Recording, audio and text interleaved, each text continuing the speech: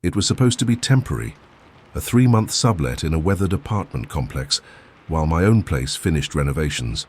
A quiet building tucked away in a forgettable corner of the city, the kind of location where everyone minds their business and no one knows their neighbors' names. I moved in on a Thursday, box fan humming on my windowsill, and an uneasy sense that the place hadn't truly been empty before me, even though the landlord insisted otherwise. Apartment 6B sat directly across the hall, door always shut, blinds always drawn. At first I thought nothing of it, until late at night I began hearing muffled conversations, low guttural whispers that seemed to spill from beneath the doorframe like smoke. I tried to rationalize it. Maybe someone just liked to talk on. The phone late, or maybe the walls were thinner than I thought. But it wasn't just the sounds, it was the feeling. Every time I passed 6B, I felt watched. Not just noticed, but studied, analyzed, as though someone behind the door was memorizing how I moved, how I looked, even how I breathed. One night, while throwing out trash around 1 a.m., I saw the door to 6B cracked open. Not much, just enough, for a sliver of pale blue light to pour into the hallway. I couldn't see anyone inside, only a wall covered in hundreds of photographs.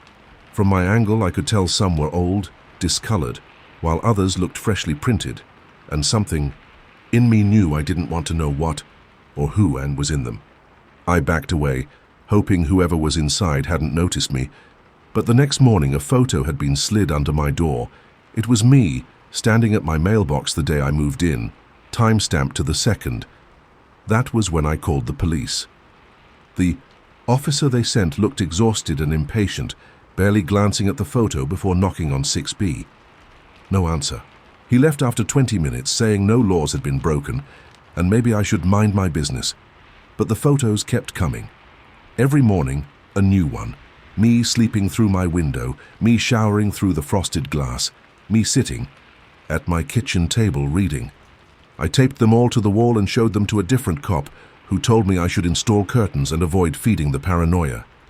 They refused to open 6B without a warrant.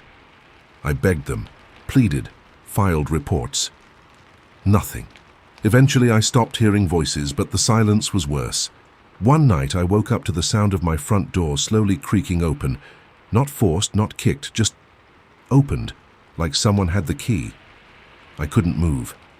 I couldn't even breathe as I stared at the hallway from my bed and saw a figure just standing there, not moving, not advancing, just watching. I don't know how long he stood there, maybe seconds, maybe minutes, but I must have passed out from fear because when I woke up it was morning, the door was locked again, and another photo had been left. Me asleep, taken from inside my room. I packed everything I could that day and left. When I returned weeks later with friends and a locksmith, the landlord said 6B had never been rented, not before me, not during. They opened the door. Inside was dust, scattered junk, and hundreds of photos of dozens of tenants who had come and gone. The room smelled like rot and chemicals. The police were called again, and this time they took it seriously.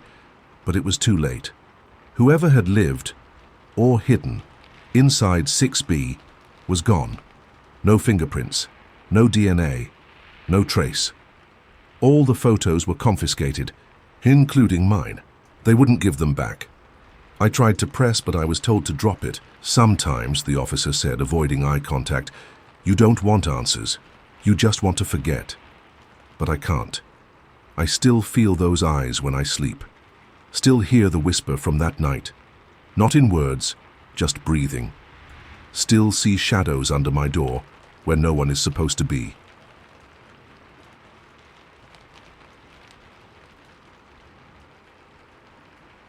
My parents bought the property because it was cheap. Too cheap for what it offered. A large 2-story home surrounded by dense woods, backed by a shallow, winding creek that split our land from a decaying colonial-style house on the other side.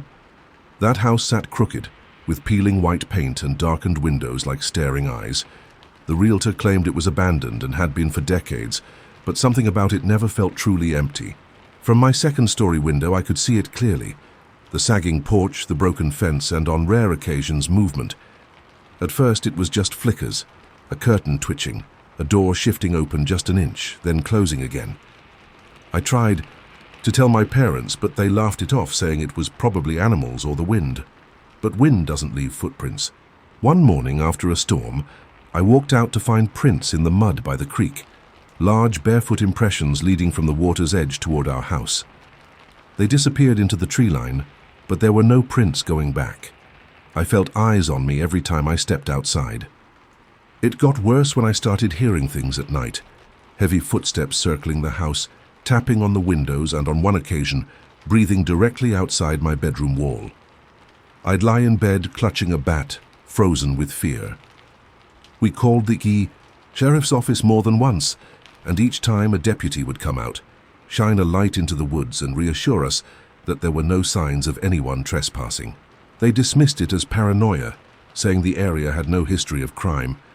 But one night while home alone, I saw someone standing in the yard, a man, tall, thin, and soaked as if he'd just climbed from the creek. He didn't move when I turned, the floodlights on.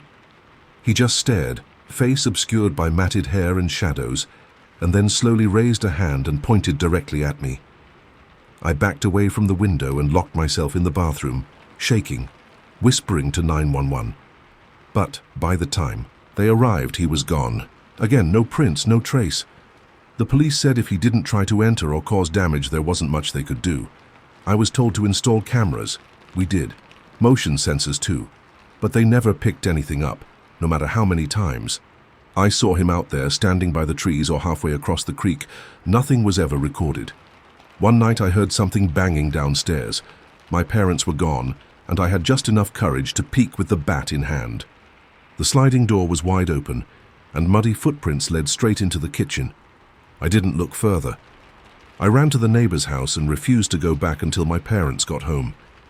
That night, we found a small, wooden object sitting in the middle of the living room, a carved effigy of our house with tiny stick figures inside it.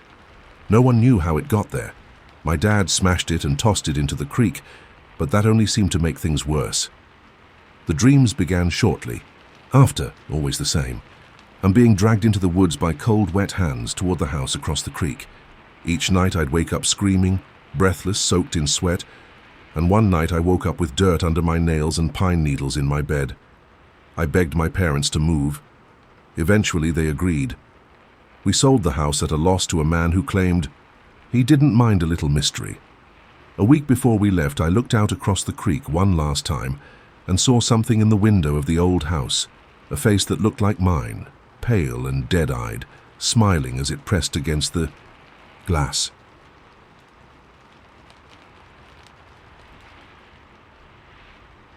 It started on a rainy Wednesday, the kind of grey, dull afternoon where the world feels muffled and distant, and I was working from home while my wife was on a business trip out of state.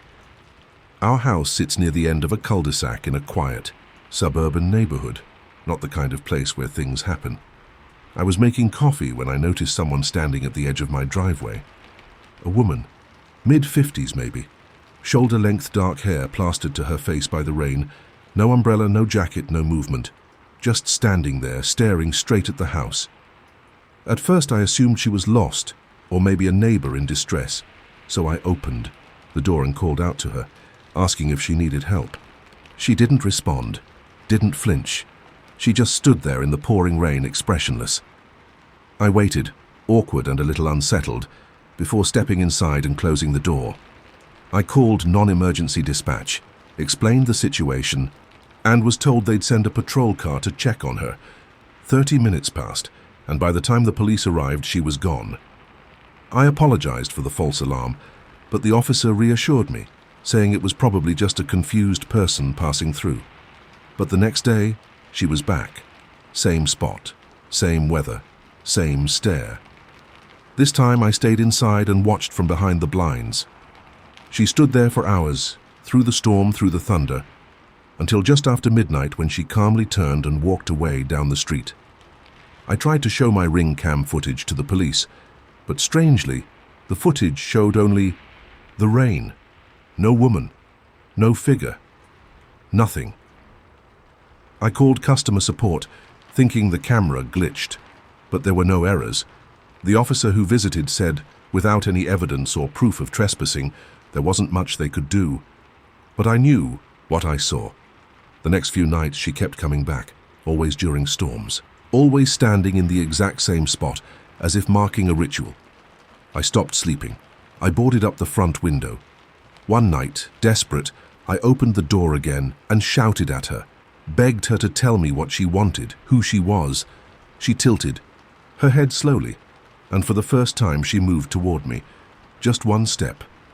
Her lips parted slightly as if to speak, but no sound came out. I slammed the door and called 911. When officers arrived, she was gone again, and they were beginning to treat me like I was unstable. I tried explaining how this woman only appeared to me, how she was avoiding the cameras somehow. The responding officer just said, "You should talk to someone," and left. I became obsessed. I stayed up every night scanning the window, watching the rain. Then one night I fell asleep in the living room, only to wake up to a soft knocking on the back door, the one that led into the kitchen. I crept over and peered through the curtain.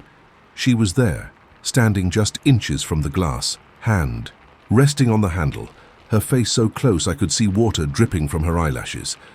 I screamed and ran, locking myself in the bathroom until the sun came up. When I finally emerged, there were wet footprints across my hardwood floors, starting at the back door and ending at the base of the stairs. I showed the cops. They shrugged, said maybe I was sleepwalking. I had tests done, psych evals, nothing abnormal, but still the woman came, and she started getting closer. One night I found her in the backyard, then on the porch, then once in the hallway upstairs. I don't know how she got in, but she just stood there staring into the dark. I don't remember getting to my car, only that I drove until the gas light blinked and checked myself into a motel. When I came back the next day with a friend, my house looked untouched, but I didn't go inside. I sold it a month later at a loss, and no one believed my story. But 2 weeks ago, my friend, the one who came back with me that day, called me in the middle of the night, whispering in panic. He'd been seeing her too, outside his place. Same look, same stare, same rain.